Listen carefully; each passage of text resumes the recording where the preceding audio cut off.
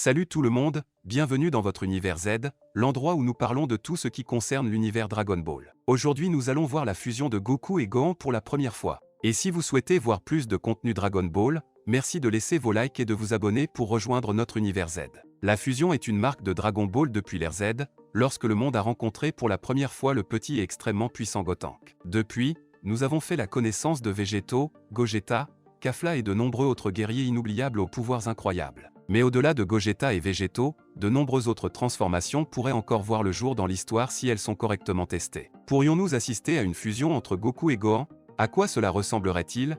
Et quelle pourrait être la fusion utilisée pour ce support? Et puis, quel serait le niveau de puissance de cette fusion? Parlons de tout cela dans la vidéo d'aujourd'hui. La fusion est le processus qui consiste à fusionner deux ou plusieurs êtres distincts en un seul, en combinant leurs attributs, de la force et la vitesse au réflexe, en passant par l'intelligence et la sagesse. Lorsqu'il est correctement fusionné, l'être créé dispose d'une grande puissance, bien supérieure à celle qu'il aurait individuellement. Jusqu'à présent, il a été démontré qu'il existe au moins 6 façons différentes de fusionner et qu'il existe plusieurs types de fusions, Potara et Metamoru étant les fusions qui augmentent la puissance de combat. Mais si nous attendons une fusion entre Goku et Gohan, quelle pourrait être la méthode utilisée? Eh bien, nous aurions deux possibilités, soit par la danse Metamoru ou avec les boucles d'oreilles Potara. Une fusion réalisée à l'aide de la danse Metamoru, une danse développée par une espèce extraterrestre appelée Metamoru que Goku a apprise dans l'autre monde. Elle a été introduite pour la première fois lorsque la menace de Majin Buu est apparue. La danse résulte en un être complètement nouveau avec des caractéristiques fusionnées des deux. Le nouveau corps fusionné est habillé de vêtements Metamoru, un vêtement sombre avec des rayures colorées, un pantalon blanc, des ceintures et des bottes. La fusion ne dure que 30 minutes, après quoi ils se séparent pour redevenir normaux. Dans le manga, il était dit qu'il y avait certaines restrictions dans la danse Metamoru par rapport à la fusion Potara, car les utilisateurs doivent avoir la même puissance et être à peu près de la même taille, mais dans une interview récente, Akira Toriyama a dit qu'il était possible de fusionner quelles que soient les conditions tant que tout se passe bien et qu'il est même possible pour plusieurs personnes de fusionner. Ils doivent toujours rester identiques l'un à l'autre, sinon une version incorrecte en résulterait. L'ensemble du processus est assez court malgré la longue description. Les limites de Metamoru Dance sont assez grandes par rapport aux autres. Par exemple, la fusion ne dure que 30 minutes et peut être réduite à seulement 5 minutes si trop de puissance est nécessaire pour maintenir la forme ou si des dommages sont reçus. Une autre faiblesse est son manque de fiabilité, par exemple, en combat, lorsque deux combattants décident de fusionner et que l'un d'entre eux fait une mauvaise fusion, le résultat serait probablement désespéré pour survivre, car il en résulterait une version obèse extrêmement faible de la fusion sans la capacité de s'enfuir sans s'essouffler, ou une version maigre et maigre qui ne peut même pas se tenir debout, et ils ne peuvent pas réessayer avant que la fusion ne soit terminée après 30 minutes.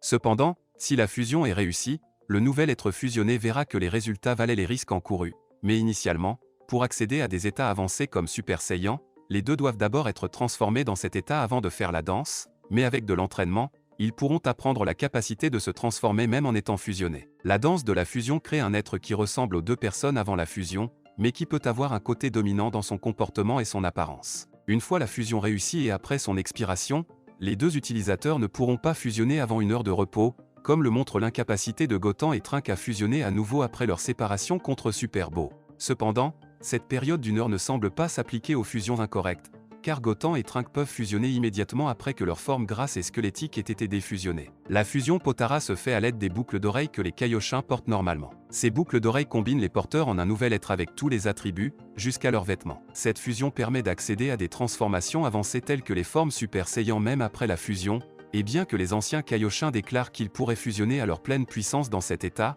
cela réduirait considérablement leur durée de vie et ils ne pourraient pas quitter la forme.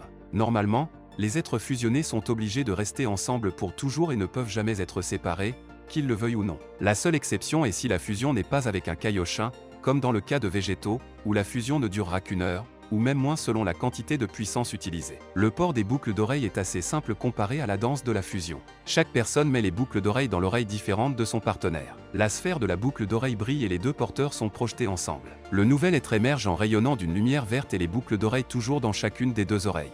Quelle que soit la fusion utilisée par Goku et Gohan, s'ils pouvaient tous les deux ne faire qu'un, pourraient-ils tous les deux utiliser l'Ultra Instinct? En fait, cela pourrait être possible. L'Ultra Instinct amélioré est une transformation divine extrêmement puissante qui exploite la pleine puissance de l'Ultra Instinct autonome et l'avance directe de l'Ultra Instinct signal incomplet. Les anges sont toujours dans un état d'Ultra Instinct, bien qu'ils puissent activer ou désactiver cette capacité s'ils le souhaitent. Dans cet état, la puissance de Goku monte en flèche bien au-delà de ce qu'elle était auparavant, faisant de lui le plus fort qui ait jamais existé dans l'histoire, se classant parmi les entités les plus puissantes du multivers. Il est également dit qu'il surpasse la puissance des dieux de la destruction. Dans le matériel promotionnel de l'anime Goku, lors de la 3e utilisation du signe d'Ultra Instinct ou dans cet état complet, il est même reconnu par Beru comme pouvant être ultra à lui en puissance. La forme augmente la puissance de l'utilisateur de 2 ou 3 fois celle de sa transformation la plus forte précédente. Dans le manga, il est précisé qu'il faut avoir un contrôle émotionnel total pour ne pas perturber l'équilibre de la capacité Ultra Instinct. Dans l'anime,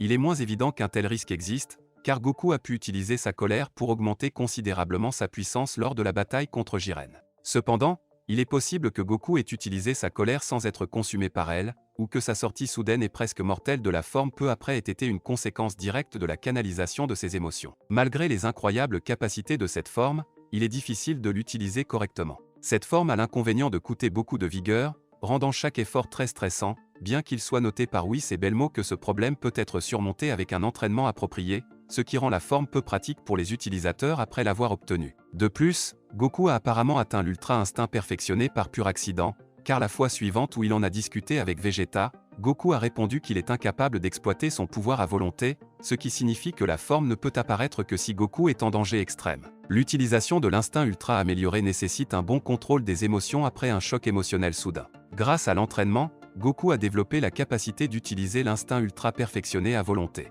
Merus fait remarquer qu'à ce moment-là, Goku n'est plus qu'à un pas d'atteindre la forme complète, et quand il y arrivera, il pourra y accéder quand il le voudra, et grâce au fait d'être devenu plus fort, il pourra le garder stable. Cependant, la nécessité de toujours avoir un esprit calme et sans émotion pour l'utiliser à son maximum est un défaut majeur de Goku, ce qui rend difficile l'utilisation de la technique à son maximum. Notamment, lorsque Goku est pris par surprise dans cet état, il abandonne son calme et son absence d'émotion, comme lorsqu'il est surpris par l'attaque de Moro alors qu'il pensait que l'illusion qu'il suivait était réelle, ou lorsqu'il est confus quant à la disparition soudaine de Granola. C'est l'une des raisons pour lesquelles Goku a choisi d'utiliser la forme Signe pour affronter le gaz, car il pouvait ainsi mettre ses émotions à profit et se concentrer moins sur le maintien du calme de son esprit et de son cœur. Cela dit, si Goku et Gohan utilisent une fusion et parviennent à se stabiliser, l'utilisation de l'Ultra Instinct peut être absurdement difficile étant donné les exigences de la transformation et les difficultés qui lui ont valu le titre de transformation des dieux.